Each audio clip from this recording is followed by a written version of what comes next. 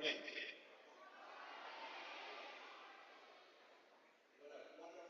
assembly of every one of you has been spring. I look forward to having a wonderful Veterans Day ceremony. First, I'd like to start things off by introducing the welcoming and asking to march on the North Brunswick High School Army Junior ROTC Color Guard.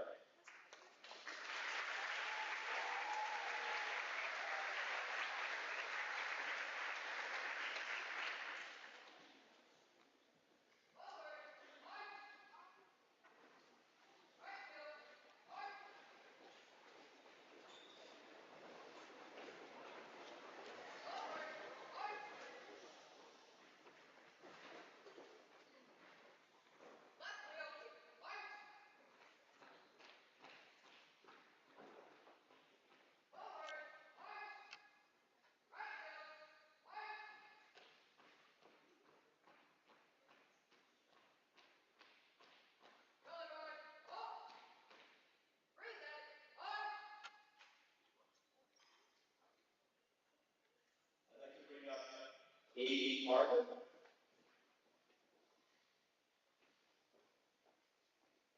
who's in the class of 2029, to lead the Pledge of Allegiance.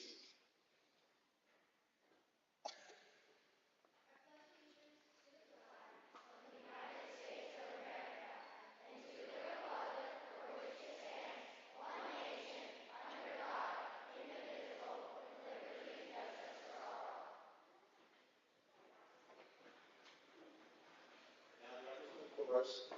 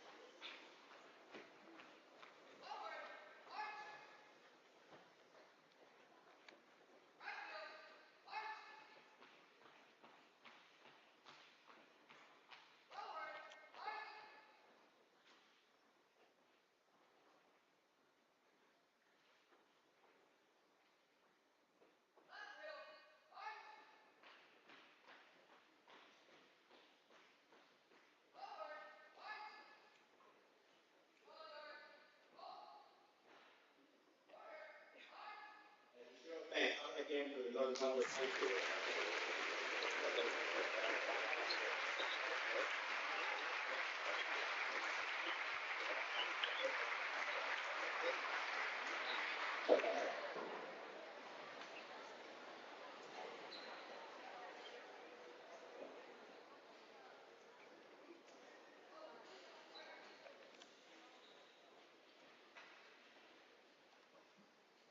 Well, good morning, everyone. Today's actually November 10th. Veterans Day, as many of you know, we celebrate on November 11th in the United States. And I would be remiss if I didn't take a moment to wish all of my fellow Marines a happy 248th birthday. Today is the birthday of the United States Marine Corps, founded in 1775 at Cox Tavern in Philadelphia. So happy birthday, Marines, here and around the world.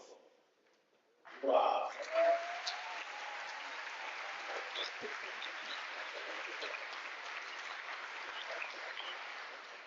thought for our students who may not be entirely familiar with the history of Veterans Day, a fast forward on how we got to where we are today calling this day Veterans Day. By reading to you a proclamation from the President of the United States, not today, but dated October 8, 1954. Bob Woods, who was President of the United States in October of 1954. Who we got? White Eisenhower, way to go, good job. He himself had an incredible military, distinguished military career. So proclamation, whereas it has long been our custom to commemorate November 11th, the anniversary of the ending of World War I, by paying tribute to the heroes of that tragic struggle, and by rededicating ourselves to the cause of peace. And whereas in intervening years, the United States has been involved in two other great military conflicts, he was referring to World War II in Korea, which have added millions of veterans, living and dead, to the honor rolls of this nation. And whereas the Congress passed a concurrent resolution on June 4, 1926, calling for the observance of November 11th with appropriate ceremonies, and later providing in an act approved May 13, 1938, that the 11th of November should be a legal holiday and should be known as Armistice Day. And whereas, in order to expand the significance of that commemoration, and in order that a grateful nation might pay appropriate homage to the veterans of all its wars who have contributed so much to the preservation of this nation, the Congress, by an act approved June 1st, 1954, changed the name of the holiday to Veterans Day. Now, therefore, I, Dwight D. Eisenhower, President of the United States of America, do hereby call upon all of our citizens to observe Thursday this year, November 11th, 1954, as Veterans Day. And on that day, let us solemnly remember the sacrifices of all those who fought so valiantly on seas, in the air, and on foreign shores to preserve our heritage and freedom. And let us reconsecrate ourselves to the task of promoting and enduring peace, so that their efforts shall not avail in vain.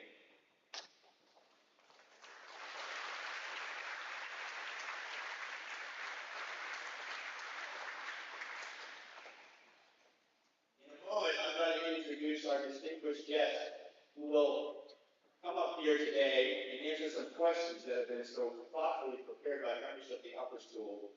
But before I do that, I thought it would be helpful for everyone if we saw a very short video summary of the battle at Iwo Jima. It's about 3 minutes. I don't know if we can dim the lights, but it'll take a while. Oh, yeah, there we go. On the far wall over there, thank you, Smithsonian. For centuries, Mount Suribachi crowned the barren island of Philadelphia, Iwo Jima. But in 1945, two armies won the battle. Japan is using it to attack B-29s passing overhead. America sees it as an emergency landing strip. They will both now use it as a slaughterhouse.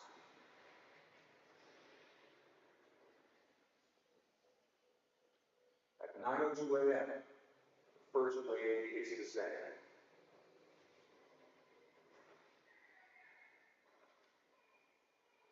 The beach is steep and loose. They struggle in the find of an ash. As more waves come ashore, more men and machines get stuck in the sand. Soon, the crowd on the beach reaches critical mass. That's when the Japanese open up.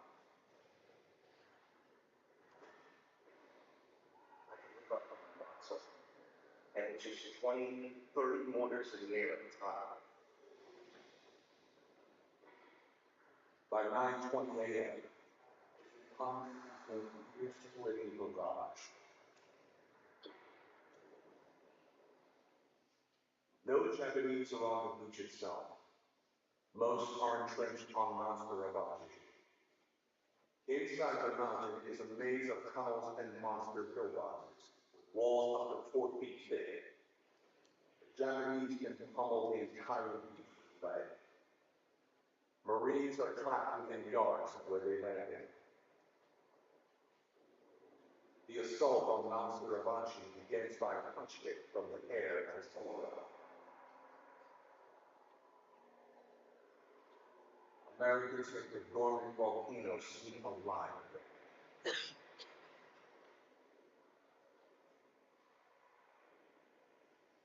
Then Marines start to climb up. Soon, blood starts to flow down.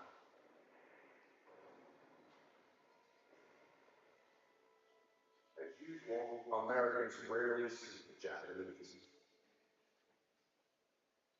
Pour fire into every hole.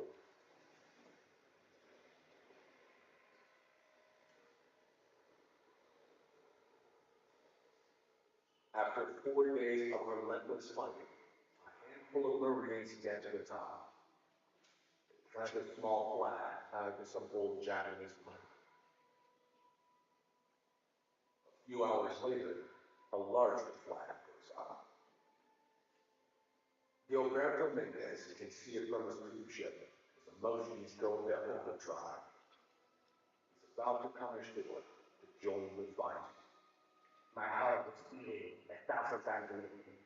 My skin was black. Seriously. I lost my fear. It feels like I didn't die. But it was false, that feeling.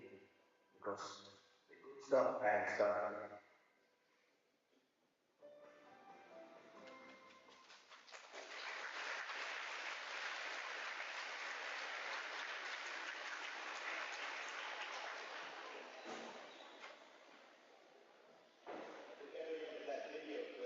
The Marine about to go ashore said, being quite facetiously says, the good stuff hadn't started yet. Even though the Marines had secured Mount Suribachi, there were 26 more days of blood fighting before the island was secured. It's my distinct honor to introduce our guest speaker today. He is Louis J. Bourgault. He was born on May 9, 1925. That's when a gallon of gas cost 20 cents. And the average teacher's salary was $1,000 per year. When war was declared in 1941, Mr. Bourgault was too young to enlist.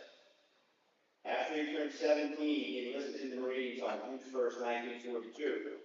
He completed boot camp at Parris Island, South Carolina. His regiment was formed at Camp Luzerne, and from there he went to the West Coast before shipping out to New Zealand in late January 1943. He was a member of the 3rd Marine Division, and the 3rd Marine Division was to take part in some of the most famous, dangerous, and bloody battles in the Pacific Theater of World War II. And Mr. Bourgault had a front row seat. He arrived on Guadalcanal in 1943, who tells me the island was already secured at that point. He participated in the invasion of Bougainville in November of 1943, and then the recapture of Guam in July of 1944. Followed by what we just witnessed, the assault on Iwo Jima in February 1945. Nearly 1 out of every 3 Marines and corpsmen who landed on Iwo Jima was killed or wounded in battle. So, while you may think it's incredible that Mr. Bourgault, who's with us today, has reached the age of 98, I think it's miraculous that he lived to turn 20. After returning to the U.S. at the end of the war, Mr. Bourgault finished his enlistment in Portsmouth, New Hampshire, and he was honorably discharged on May 30th, 1946 at the rank of corporal. He's a graduate of the Culinary Institute of America. He has spent most of his life managing large volume food service operations such as industrial cafeterias, college dining halls, and hospital dietary departments. He also served 14 years in the U.S. Coast Guard Auxiliary. He was volunteer worker with the Lower Cape Fear Hospice and Life Care Center for several years. And today, he's a volunteer ambassador on the Battleship North Carolina, and I cannot thank our very own Daria Amato for introducing us to him and having us come to be with us today. Please join me in giving a warm Picture Academy welcome to Mr. Louis J. Bourgault.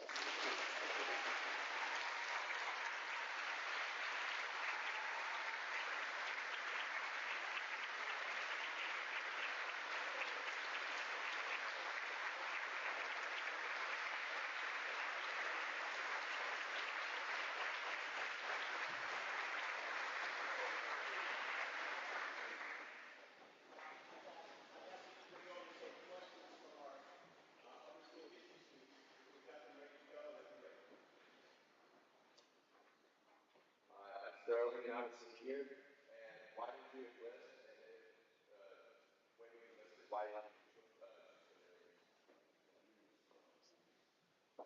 That is a question that young people ask me all the time. There's a word underlying my action today that's not very prevalent today. It's called patriotism.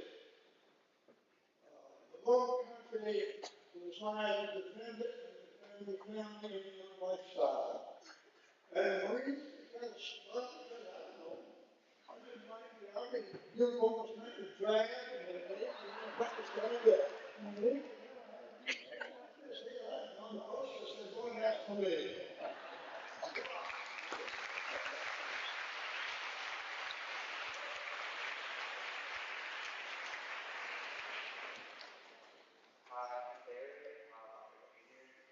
What are some lessons from the war you would like next generation to remember?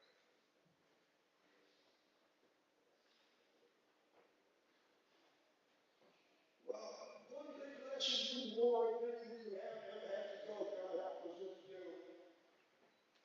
keep your head down. But the lesson I learned from the war, and I think it's down here, is don't send people to fight and try to get behind you. Our politicians have caused us to lose a lot of people and a lot of wars that no need to lose. We lost a lot of people because politicians said, you're going to send somebody out to fight, let them fight, and let them win. We won World War II was the last war that we won, but then they gave it away. So don't trust the politicians. I don't want to get too close, but particularly a bunch of them I see right now.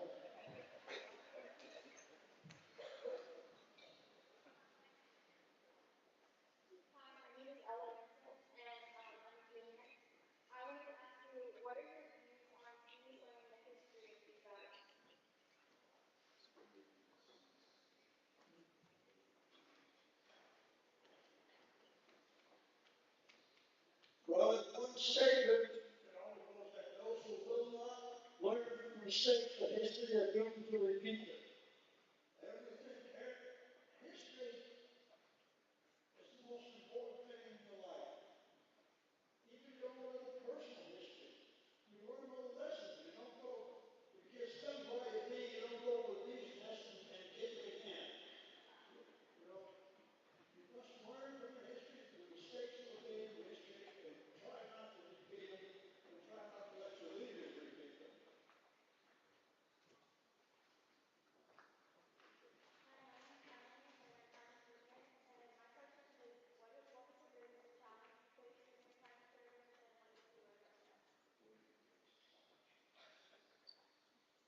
My greatest challenge was to get enough to eat that I liked and stay at a club.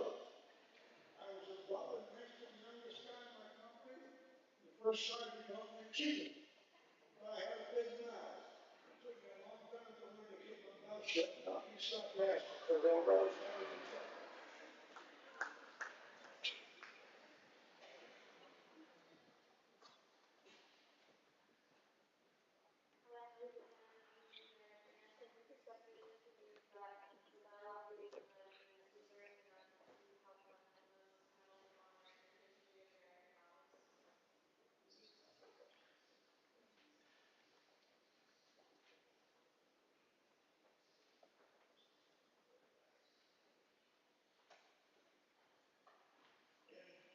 I can answer that question.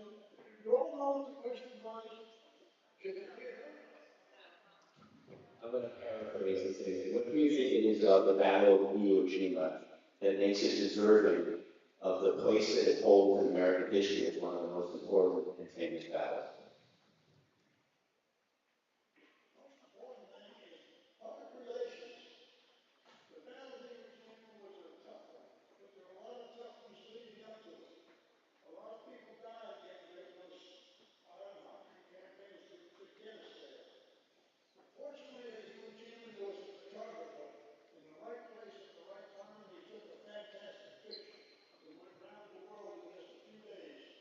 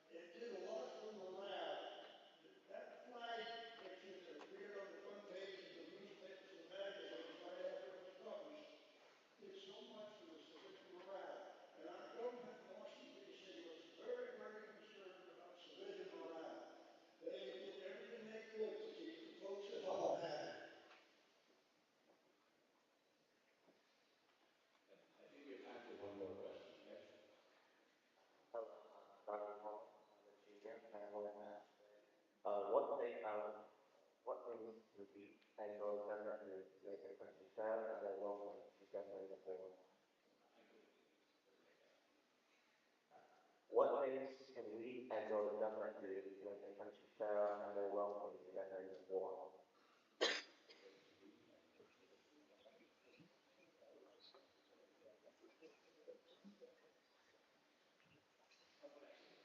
So what can we as a country do to make America more welcoming and fairer to veterans of wars?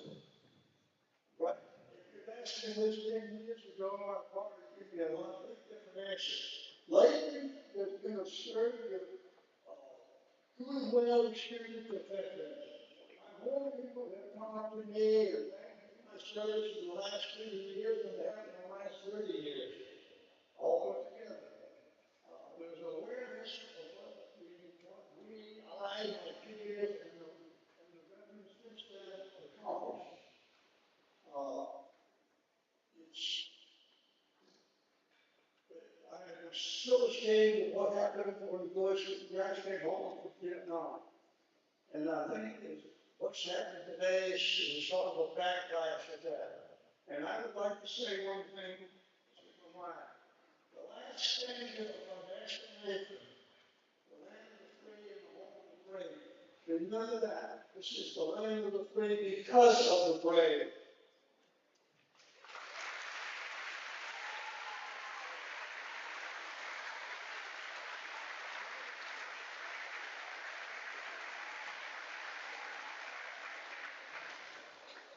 We have first of all, I think that was incredible to have Lewis here with us this morning.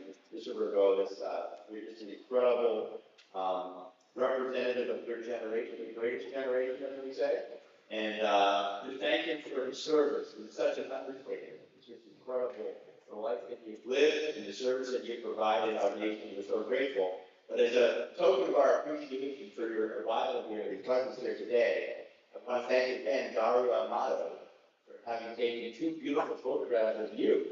And she's had them framed. We want to give them to your feet as a token of our appreciation. So here they are.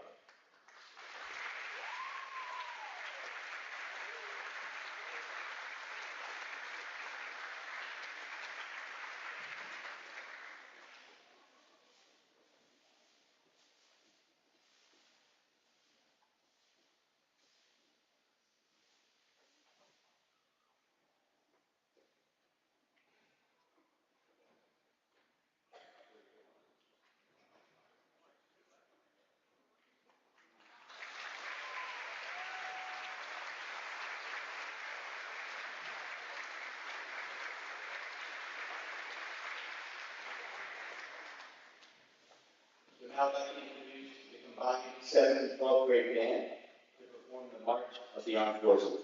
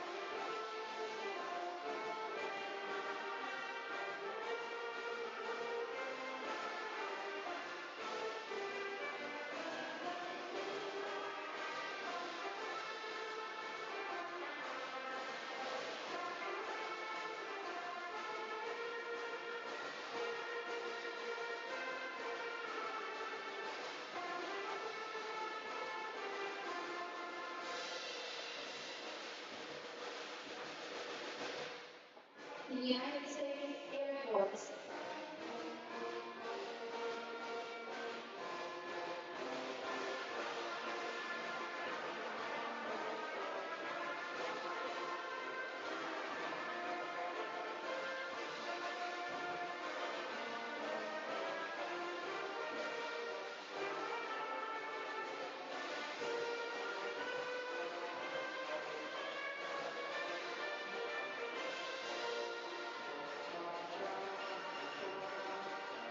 United States Navy.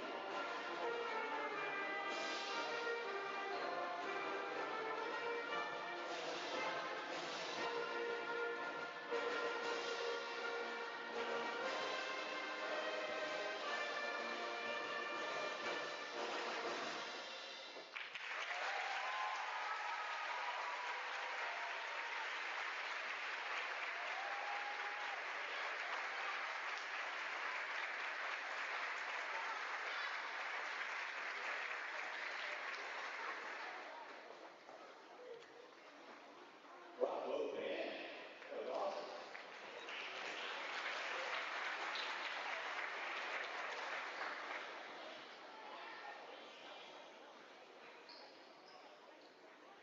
While coming out here, the middle school chorus will sing for us songs for the unsung heroes.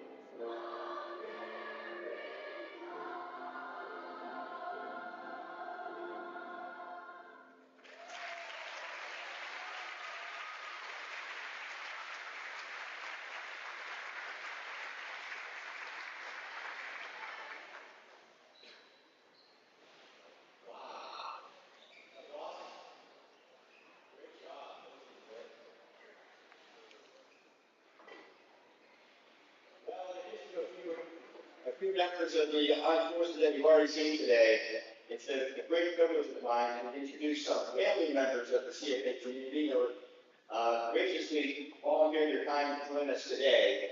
And with no particular alphabetical or military rank or service, I'd just like to have each of them have them stand up and be grateful when we give them a round of applause. So first, I'd like to say Patrick Roderick, United States Marine Corps Lieutenant Colonel.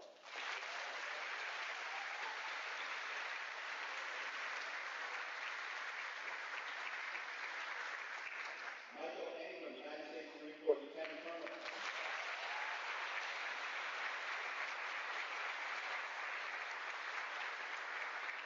Edie Horton, United States Marine Corps Lieutenant Colonel.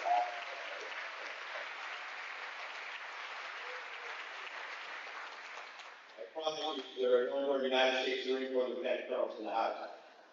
Alex Lee, Coast Guard Ensign.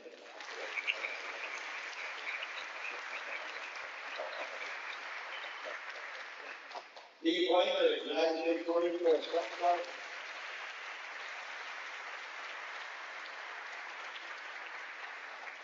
John Earl Van Horst, Air Force Airman Air Flight.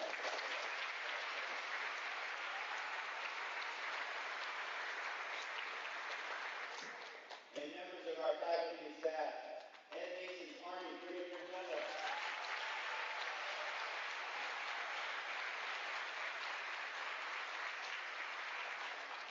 Laura Rennicus Apollonio, Air Force and National Guard Flight.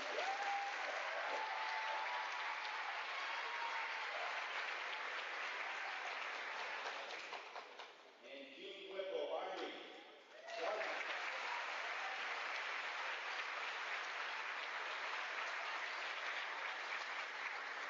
I'm so glad all of you could join us here today and be with us for this celebration. As a special fee, I'm hoping Ms. Amato will follow us back to my office, where on my wall is a very large poster that commemorates the 25th reunion of survivors of Iwo Jima that's autographed by them. And it'd be really great if you could go over there while Louis Bourgeau is working his way through his journalist upper school history class. Get a photo with everybody with that picture in the background. So now, as we wrap things up here, I'd like to introduce the upper school chorus as they sing Patriotic Treasures, a medley of two of the three songs. We'll sing Youthful Office and American Beautiful, and we'll leave you a little bit of introduction about the Colossus.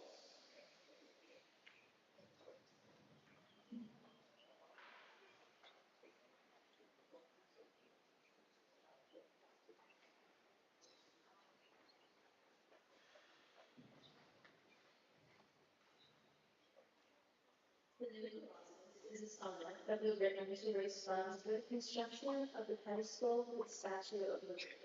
The poem reflects on the statue as a symbol of freedom and innovation, famously featuring the lines, "Give me your tired, your poor, your huddled masses, your free." It emphasizes the idea of the United States as a welcoming haven for immigrants and a land of opportunity. The poem has become iconic and is often associated with the American ideals of liberty and inclusion. Thank you.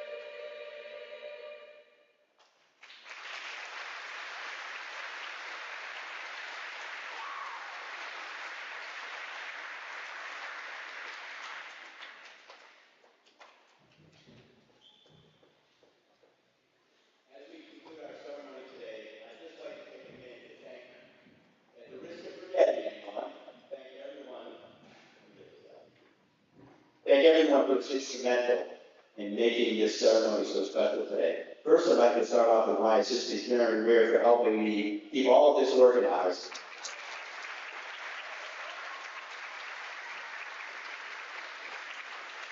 And this is a little more official. We're going to do a CFA in one class for everyone that I mentioned now. Also, the entire advancement office, especially Mary Lyons, for helping us.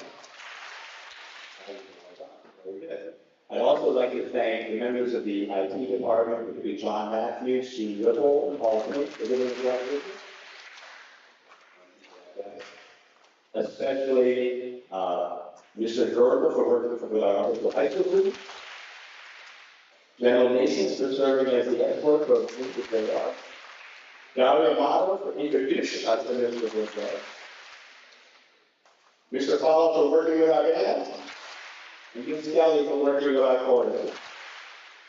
And last but not least, Mr. Kanziker for live streaming the Florida community on.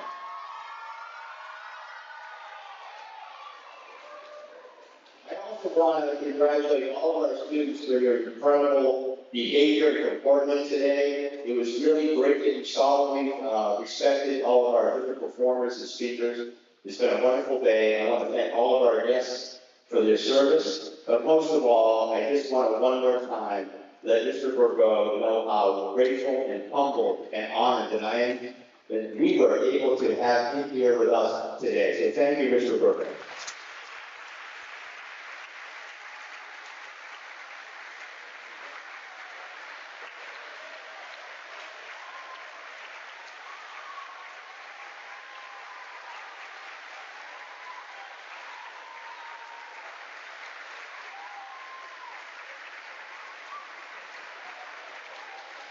I think it might make sense to have the guests this night while we release the cavalcade of students. And we're going to start with seniority and the seniors go first.